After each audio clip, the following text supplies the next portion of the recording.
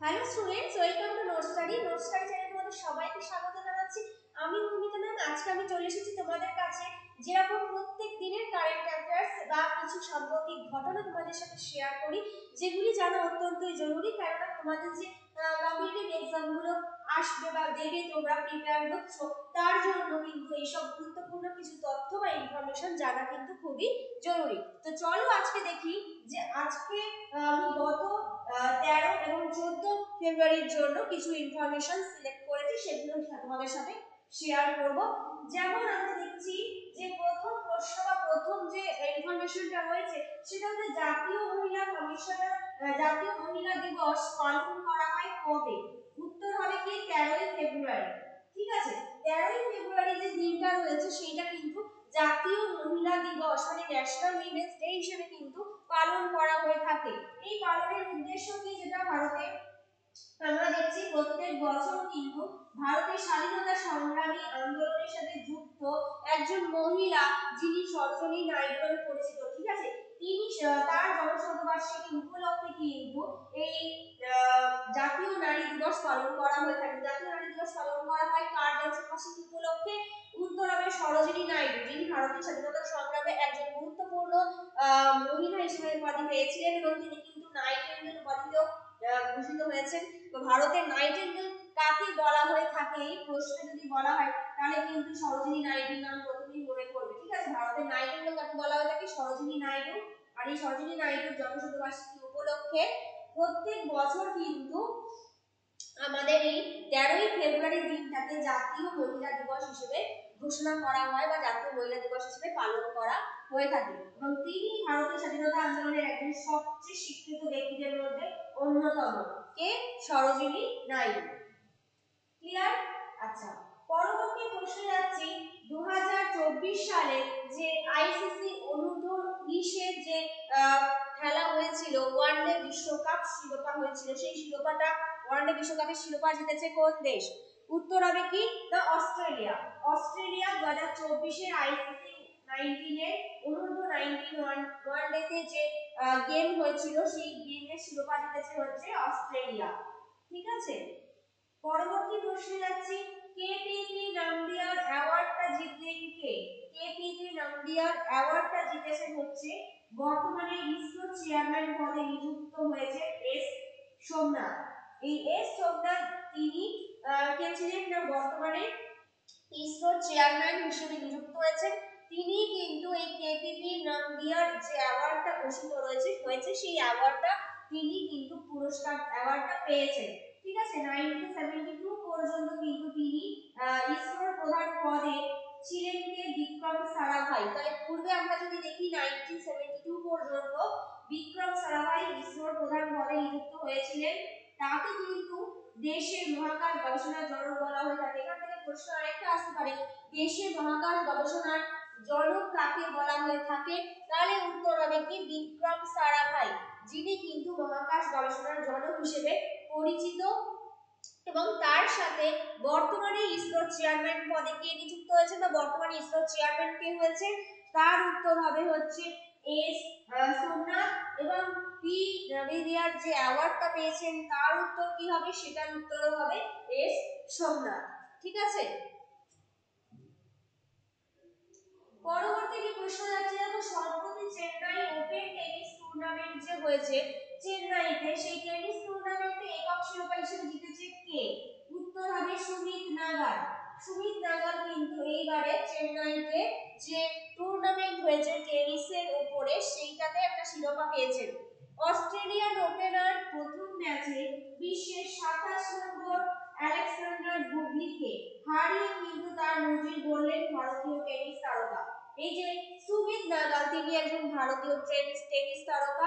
তিনি কাকে পরাজিত করেছেন না যে অস্ট্রেলিয়ান ওপেনার প্রথম ম্যাচে যিনি প্রত্যেকবার থাকেন, তার নাম 27 নম্বরে রয়েছে, যেটা আলেকজান্ডার বুবলিক। সেই আলেকজান্ডার বুবলিককে পরাজিত করে কিন্তু এই ভারতীয় টেনিস টুর্নামেন্টের একক শিরোপা জিতেছেন সুমিত নাগাল। আচ্ছা, পরবর্তী প্রশ্ন কি বলছে, পিএম সূর্য ঘর মুফত বিজলি যোজনা কে চালু করেছেন? না আমাদের প্রধানমন্ত্রী যিনি নরেন্দ্র মোদী, তিনি বিজলি যোজনা চালু করেছেন। কেন চালু করেছেন না আগামী দিনে কিন্তু যেখানে প্রত্যেকটা ঘরে ঘরে বা প্রত্যেকটা বাড়িতে 300 ইউনিট পর্যন্ত কিন্তু বিনামূল্যে বিদ্যুৎ পাওয়া যাবে। কত ইউনিট পর্যন্ত না 300 ইউনিট, ঠিক আছে, 300 ইউনিট পর্যন্ত বিদ্যুৎ পাওয়া যাবে এই রকম একটা ঘোষণা করেছেন। এবং যেখানে এই পিএম সূর্যা ঘর বিজলি যোজনার জন্য কত কোটি টাকা বরাদ্দ করা হয়েছে, টোটাল কিন্তু ৭৫,০০০ কোটি টাকা সেখানে কিন্তু বিনিয়োগ করা হয়েছে বা বরাদ্দ করা হয়েছে অলরেডি। সেখানে ছাদে সোলার প্যানেলের মধ্যে দিয়ে, ছাদে সোলার সিস্টেমের মধ্য দিয়ে কিন্তু 1 কোটি বাড়িতে, কত না 1 কোটি বাড়িতে প্রায় বিনামূল্যে 300 ইউনিট পর্যন্ত বিদ্যুৎ পাওয়া যাবে বা বিদ্যুৎ সরবরাহ করা হবে। কত কোটি বাড়িতে? 1 কোটি বাড়িতে 300 ইউনিট বিদ্যুৎ সরবরাহ করা হবে। এই পিএম সূর্যা ঘর বিজলি যোজনার জন্য কত কোটি টাকা ব্যয় করা হয়েছে বা বিনিয়োগ করা হয়েছে? ৭৫,০০০ কোটি টাকা প্রায়। ঠিক আছে, তো এই প্রশ্নগুলো কিন্তু আসতে পারে, তার জন্য ভালো করে নোট করে নেওয়া, এগুলো প্র্যাকটিস করতে হবে ভালো করে। ঠিক আছে, আচ্ছা এর পূর্বে আমি একটা বিষয় তোমাদের কাছে বলে দিই, যেটা গতকালই নোটস্টাডির কিন্তু ৫ম জন্মবার্ষিকী পালন করা হয়েছে, অর্থাৎ সেখানে কিন্তু একটা নোটস্টাডির জন্মদিন পালন করা হয়েছে। সেই জন্মদিনের তরফ থেকে কিন্তু নোটস্টাডির তরফ থেকে কিন্তু সেখানে সমস্ত ব্যাচের উপর একটা ছাড় দেওয়া হয়েছে, অর্থাৎ 20% এখানে একটা ছাড় দেওয়া হয়েছে। তো এখনো যদি এই 20% ছাড়ে সেখানে যদি নিজের পছন্দের ব্যাচ অনুযায়ী তোমরা অ্যাডমিশন হতে চাও, অবশ্যই কিন্তু এখানে হোয়াটসঅ্যাপ নাম্বার দেওয়া রয়েছে ডেসক্রিপশন বক্সে, সেখানে কিন্তু অবশ্যই যোগাযোগ করো। এটা কিন্তু কিছুদিনের জন্য, মানে কিছুক্ষণের জন্যই, ঠিক আছে, সীমাবদ্ধ সিট। এটা এই জন্মদিন উপলক্ষে যে অফারটা চলছে এটা কিন্তু কিছুক্ষণের জন্যই, তো তোমরা এই সুযোগটাকে মিস করো না। যদি চাও অ্যাডমিশন হতে অবশ্যই কিন্তু যোগাযোগ করো। ঠিক আছে, আর তাছাড়া আমাদের যে food SIT recorded crash course ব্যাচটা অফারটা রয়েছে সেটাও কিন্তু কিছুক্ষণের জন্যই রয়েছে। কিন্তু ওটাতেও যদি তোমরা কেউ ফুড এসআইটি এক্সাম পরের মাসে রয়েছে, যারা অ্যাডমিশন নিতে চাও তারা কিন্তু অবশ্যই যোগাযোগ করো, কারণ এখান থেকে কিন্তু প্রায় 150টার বেশি ক্লাস হবে ডব্লিউবিসিএস এর অফিসারদের দ্বারা তৈরি করা স্টাডি মেটেরিয়াল পাবে, মক টেস্টের সুবিধা পাবে। তো এই অপরচুনিটিস গুলো কিন্তু পাবে মাত্র 350 টাকাতে। কিন্তু এই যে অফারটা সেটা কিছুক্ষণের জন্যই রয়েছে। তো যারা ফুড এসআই এক্সাম দিতে যাবে বা প্রিপেয়ার নিচ্ছ তাদের জন্য বলছি এই সুযোগটা কিন্তু মিস করো না। যদি অ্যাডমিশন করতে চাও অবশ্যই যোগাযোগ করো আমাদের হোয়াটসঅ্যাপ নম্বরে। আর প্রত্যেক দিনের আপডেট পেতে তোমাদের কিন্তু ফলো করতে হবে কি নোট স্টাডি চ্যানেলটি। আমাদের যে কারেন্ট অ্যাফেয়ার্সের আপডেট যাচ্ছে সেটা কিন্তু প্রত্যেকদিন সন্ধ্যাবেলা যায়, সন্ধ্যাবেলা আপডেট হয়, সেইটাকে কিন্তু পুরো ভিডিওটা দেখতে হবে। তাহলে কিন্তু যে কম্পিটিটিভ এক্সামে তোমরা বসবে তার জন্য কিন্তু যে ইনফরমেশনগুলো আমি শেয়ার করছি সেগুলো কিন্তু খুবই তোমাদের কাজে দেবে। আচ্ছা চলো কন্টিনিউ করি। পরবর্তী যে প্রশ্নটা আছে, ওয়ার্ল্ডস লার্জেস্ট হেলমেট প্রোডিউসার তকমা পেয়েছে কে, কোন কোম্পানি? ওয়ার্ল্ডস লার্জেস্ট হেলমেট প্রোডিউসারের যে তকমা পেয়েছে স্টিলবার্ট কোম্পানি, যেটা হেলমেট প্রোডিউস করে, প্রচুর পরিমাণে হেলমেট প্রোডিউস করে, এবং সেইখানে একটা ওয়ার্ল্ডের মধ্যে লার্জেস্ট হেলমেট প্রোডিউসারের মধ্যে একটা তকমা পেয়েছে কোন কোম্পানি? স্টিলবার্ট কোম্পানি। আচ্ছা পরবর্তী প্রশ্ন বা ইনফরমেশন কি যাচ্ছে, কর্মীদের জন্য ডিউটি সময়ের পরে অফিস কল উপেক্ষা করার অধিকার প্রদানের জন্য কোন আইন লঞ্চ করা হয়েছে? যে আইনটা লঞ্চ করা হয়েছে সেটা কোন দেশ করেছে? অস্ট্রেলিয়া। ঠিক আছে, অস্ট্রেলিয়া যারা অফিস টাইমের পর যেসব কর্মীরা রয়েছে তাদের জন্য তাদের অফিস বসের কল উপেক্ষা করার একটা অধিকার রয়েছে, সেই রকম একটা আইন লঞ্চ করলো কোন দেশ? না অস্ট্রেলিয়া। যেখানে অফিস টাইমের পর যখন যদি কল আসে সেক্ষেত্রে কল ধরার কোনো কিন্তু প্রয়োজন হবে না, সেরকমই বা অধিকার রয়েছে তাদের কল না ধরা, সেরকম একটা আইন লঞ্চ করেছে রিসেন্টলি অস্ট্রেলিয়া। আচ্ছা পরবর্তী প্রশ্নে যাচ্ছে 2023-এ কুভেম্পু অ্যাওয়ার্ড কে জিতেছে বা কুভেম্পু অ্যাওয়ার্ড যেটা রয়েছে সেটা কে জিতবে? উত্তর হবে কিন্তু বাঙালি লেখক শীর্ষেন্দু মুখোপাধ্যায়। ঠিক আছে, শীর্ষেন্দু মুখোপাধ্যায় একজন বিখ্যাত ভারতীয় বাঙালি সাহিত্যিক। তিনি এই 2023-এ কুভেম্পু অ্যাওয়ার্ডে ভূষিত হয়েছেন বা কুভেম্পু অ্যাওয়ার্ডটা জিতেছেন। এখানে কি বলছে, বিখ্যাত ভারতীয় বাঙালি কথা সাহিত্যিক তিনি, যিনি শিশু আর প্রাপ্তবয়স্কদের জন্য কিন্তু প্রচুর পরিমাণে গল্প আর উপন্যাস লিখেছেন। ঠিক আছে, শিশু আর প্রাপ্তবয়স্কদের জন্য গল্প আর উপন্যাস লিখেছেন। 1988 সালে আমরা যদি দেখি তার মানব জমিন কি উপন্যাস, মানব জমিন উপন্যাসের জন্য কিন্তু তিনি সাহিত্য একাডেমি পুরস্কার পেয়েছেন। তাহলে তিনি কত সালে সাহিত্য একাডেমি পুরস্কার পেয়েছেন? 1988-তে। কিসের জন্য পেয়েছেন? না মানব জমিন এই উপন্যাসটার জন্য তিনি 1988-তে সাহিত্য একাডেমি পুরস্কার পেয়েছেন। এছাড়াও তিনি ছোটদের জন্য কিন্তু প্রচুর লেখা লিখেছেন, যেমন মনোজের অদ্ভুত বাড়ি, গোসাই বাগানের ভূত, এই রকম ছোটদের জন্য প্রচুর গল্প বা উপন্যাস তিনি লিখেছেন। আর রিসেন্টলি 2023-এ কিন্তু তিনি কুভেম্পু অ্যাওয়ার্ডও জিতেছেন। ক্লিয়ার?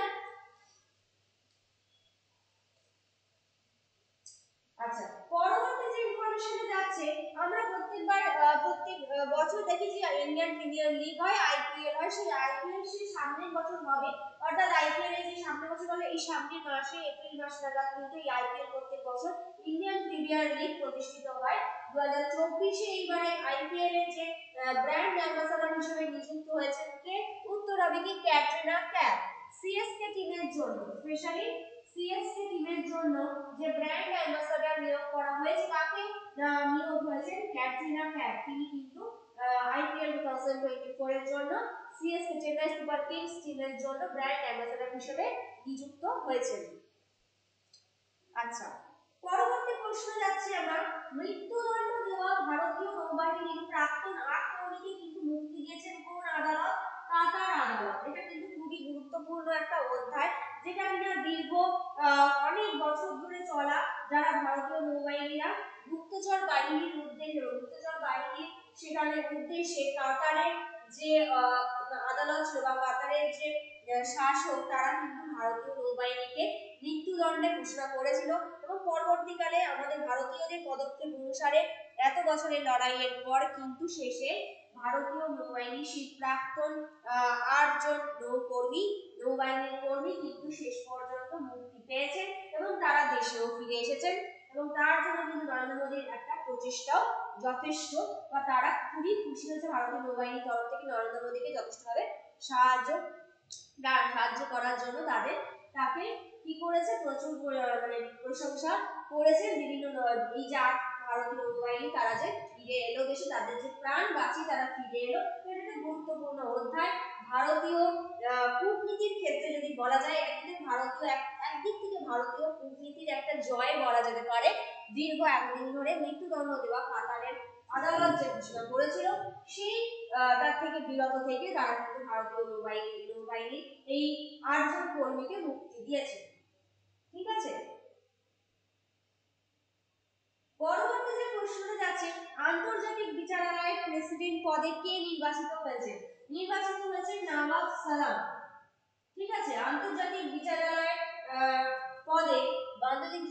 প্রেসিডেন্ট পদে নির্বাচিত হচ্ছে নওয়াব সালাম।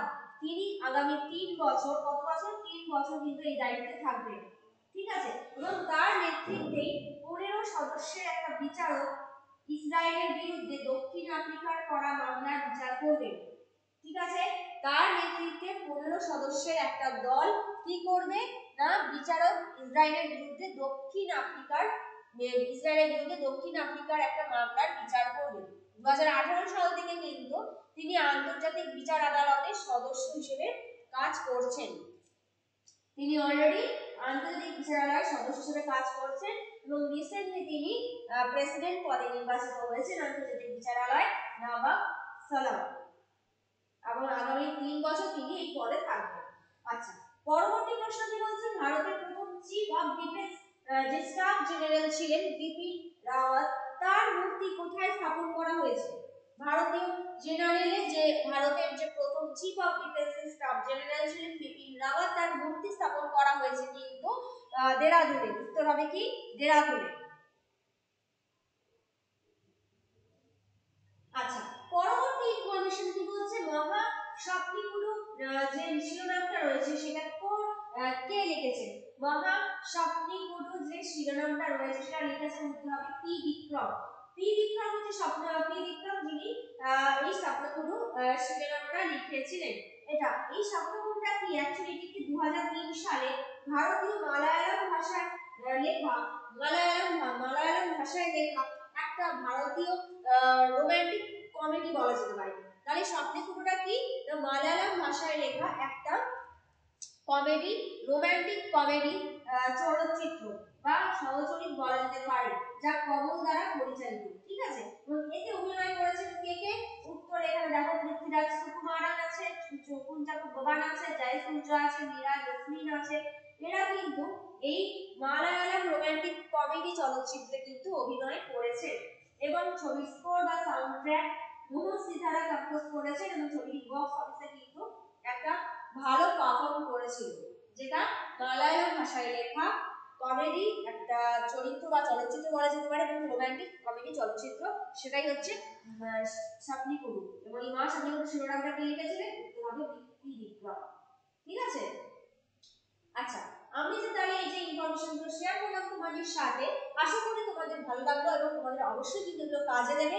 এইগুলো প্রত্যেকদিন প্র্যাকটিস করতে থাকো, যেগুলো আপডেট আছে সেগুলোকে পুরোপুরি দেখতে থাকো ভালো করে। আর এখান থেকে কিন্তু তোমরা প্রচুর কমন এরকম প্রশ্ন উত্তর পাবে, যেরকম যারা তোমরা কম্পিটিটিভ এক্সামের জন্য প্রিপেয়ার নিচ্ছ বা প্রস্তুতি নিচ্ছ, তাদের জন্য কিন্তু খুবই হেল্পফুল হবে। তো আজকের মতো এইটুকু রইল। আগামী দিনে আগামী ক্লাসে আবার নতুন ইনফরমেশন নিয়ে তোমাদের সাথে দেখা হবে। আজকের মতো এইটুকু। All the best, have a nice day.